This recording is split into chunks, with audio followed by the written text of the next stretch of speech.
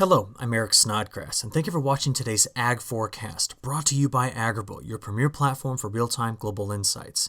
Well, I want to start off by showing you a map of the last 14 days of total accumulated precipitation through early in the morning on Sunday. When I look at this, I do see several regions of major flooding, the most recent of which was right here for parts of Oklahoma, Texas, moving into Arkansas, where we saw several inches of rain causing some major flooding. But that's not the only place. Look, coastal Texas. Here's Florence. We then had, remember, go back just a couple weeks, we've had all of this rain here in parts of the northern Corn Belt. Where's it not been really wet? Well, it's not been wet right in through this area when we talk about Corn Belt weather. And it's that area that's had a lot of progress right now going on with harvest. But we need to look at this map as kind of our background setup map as we try to understand how we're going to progress through this fall and what it's going to look like in terms of who gets out of the fields when they're ready to get out of the fields. So let's take a look at the major drivers right now. You're looking at a map that shows you the last 30 days of temperature anomalies. So we're putting them all together. And the thing I'm focused on is this right here. What we see going on right now is that because of that persistent trough that stretched basically from the North Pole through the Pacific Northwest, we've built up quite a bit of cold air sitting in parts of Canada, especially Western Canada. And why I'm paying close attention to this is because this is the cold air that can kind of get unleashed into the North Central Plains this time of year, each time we have a deep trough building into the jet stream. So that's what we really want to start diagnosing. So we're going to start with the upper level pattern first, and then get to the temperatures and precipitation patterns of the next couple of weeks. So let's take a look at this here. What we're going to watch here, let's get back to the beginning, is on Monday into Tuesday. This is a deep trough that's kind of coming right here out of the North Central Plains, getting into kind of central Canada. Why this is here? Well, we've dislodged that rather large ridge that was sitting over Alaska here into the Gulf of Alaska. We've got this high over low pattern, but there's a whole lot more going on to this than just that. But let's see the effects first.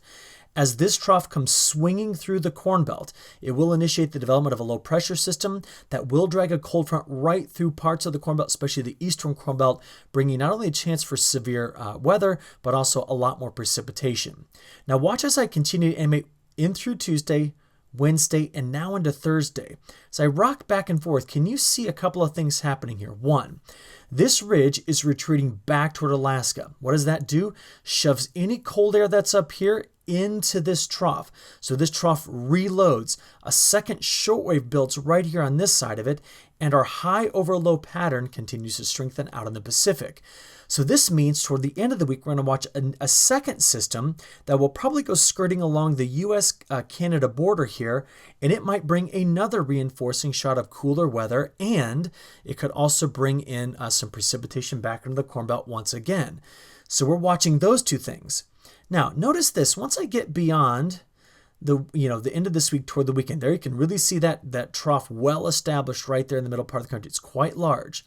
What we then see here in the European ensemble model is that we tend to see that it wants to stretch the trough from the Hudson Bay back west. See this going right over the Pacific Northwest. And if that happens because we've displaced that cold air in Alaska, which it wasn't really too cold compared to average, but it's cooler than here, we shove it back down into this area, we may end up reinforcing a ridge here because of the orientation of this trough. Now, what does all that mean?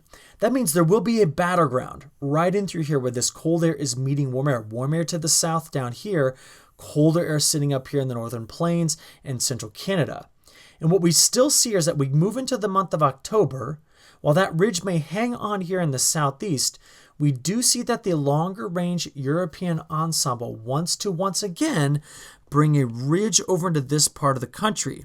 And that may, as we talked about a few times now, allow for some reinforcing colder shots of air to be coming down to the northern plains and the Great Lakes states with time as we move into the month of October. It's a very tricky pattern, though, to diagnose at this point. But let's start off with what it means in terms of temperatures, because this is the time of year we're watching very closely for frost potential. Now, certainly not going to be an issue as we get through the day on Monday and Tuesday here, at least in this part of the Corn Belt, where warm air will be resurging back into the parts of Iowa, Illinois, Missouri, Indiana, even up into Wisconsin and parts of Michigan. Again, this is on Monday. But look at the colder air tucked in behind this. You see, this will be the region, parts of Montana, North and South Dakota, that for the next several days I will be watching for frost threat, especially in those low-lying areas. Well, as we move forward, where does our front go as we get into the day on Tuesday? You can see that it goes racing across basically the Great Lakes states, stretching all the way down here into parts of Oklahoma and Texas. So this will be the boundary on which we will watch storms form moving into the eastern Corn Belt as we get through the day on Tuesday, then looking into the day on Wednesday. Look at the reinforcing cold air coming in behind this by the time we get into the day on Thursday and moving through the weekend. Now, as I continue to stretch this out for you, remember, we're looking at an ensemble average. So this is 51 separate runs of the model. And what do we see? We see the temperature anomalies really mimicking the upper level flow pattern, where what we get here is this broader trough feature sitting in through here with a ridge sitting over the southeast. And if that's the case, if we end up getting this pattern that looks something like this with this ridge here, the battleground will be right in through this area, and we can expect to see a lot of storms to kind of follow that area, that arrow that I just drew right there. So this is what I'm seeing as we move into the month of October. There's going to be a pretty sharp boundary, and that's very normal for October, of where that colder air is going to be versus where the warmer air will be in the United States. Okay, our setup on Monday. Here's our main trough, and here is the way it goes over the ridge that's just downstream. So this is going to be allowing for the rebuilding of that warmth into this part of the Corn Belt, which we just discussed, well, really stretching from the southeast up to the Great Lakes states. With that, look at the return of moisture that we're expecting here coming out of the Gulf of Mexico. That will be the fuel on which these storms are going to form.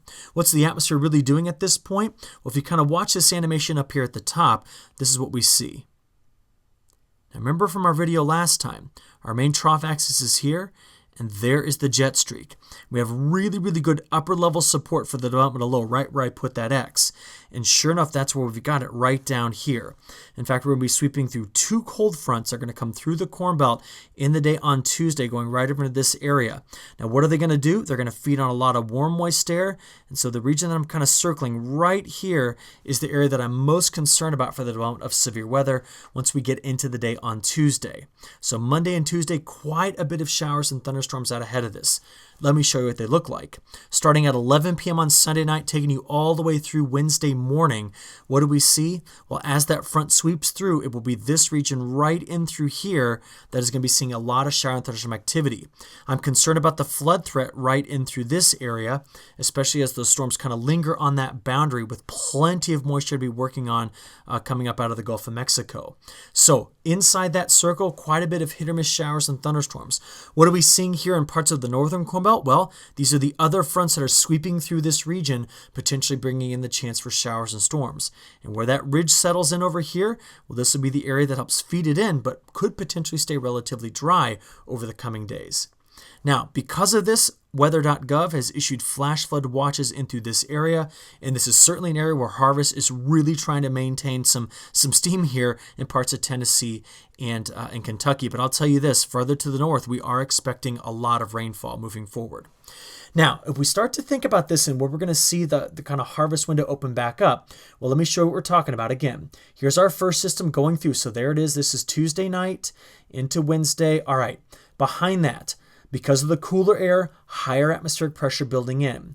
But I told you that trough reloads, and you see this low pressure center here skirting along the U.S.-Canadian border? That will be the one toward the end of the week that might possibly drag a front through the Corn Belt that'll go far enough to the south, bringing in another chance of showers and thunderstorms. And what we're really going to see here is as that upper level trough just sits and spins in this area I'm kind of circling, we're going to see repeated low pressure systems forming there. And they each one have the potential for bringing more showers and storms through the Corn Belt. And each one brings in some cooler and cooler air. Now, we're pretty far out in the forecast here, but I just want you to see how active that pattern remains. So let's kind of take a look at it in aggregate here. This might be the best way to do it. All of the precipitation you see right in through here, this is primarily looking at the system coming through in the next 3 days.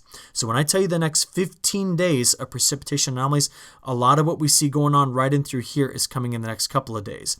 But with repeated low pressure system tracks going through here, each time a cold front comes swinging through, we do have chances of rain here in our northern part of the Corn Belt as well. So that's why we really see here much of the Corn Belt hanging on to wetter than average conditions over the next 15 days. Now, it doesn't mean rain every day, but remember, this is September. It should be a drier month. The beginning of October should be drier.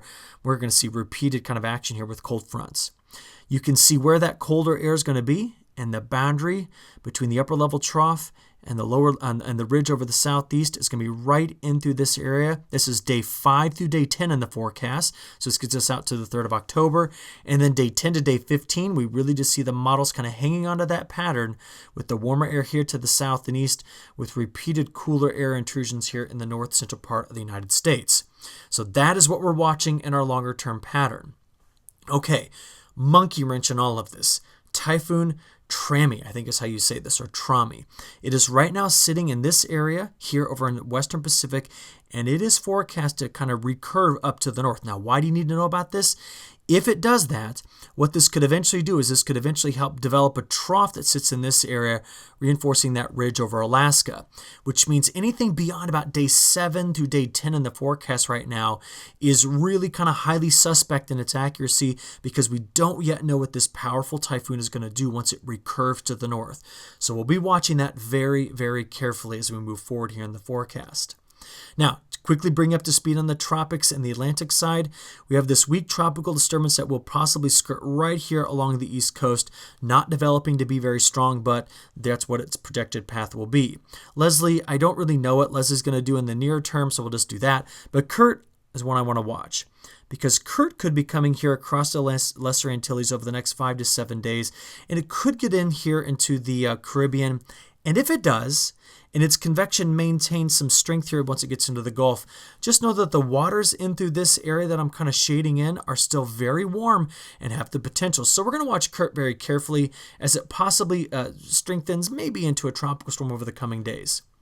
All right, if I want to take you quickly here to South America, you're looking at the northern growing regions of Mato Grosso. So this is an area where we are encroaching in on the Amazon rainforest, finding new soybean acres. And this is a satellite animation taken back in early September showing you the slash and burn going on there. I tweeted this out on Friday, but I really just want to show you what it looks like. Again, that's a lot of slash and burn. They're going to have to stop this on November the 1st. That is by law. They got to stop doing this. But in the meantime, a lot of coordinated fires here making for new soybean fields, which are coming online very, very soon. Now, moving beyond that, what's the next 15 days look like in terms of precipitation anomalies? Well, if we look down in Brazil's southern growing regions, right in through here, we're going to see multiple systems that are going to go across parts of Argentina. And as they do that, they kind of drag their cold fronts right into that area.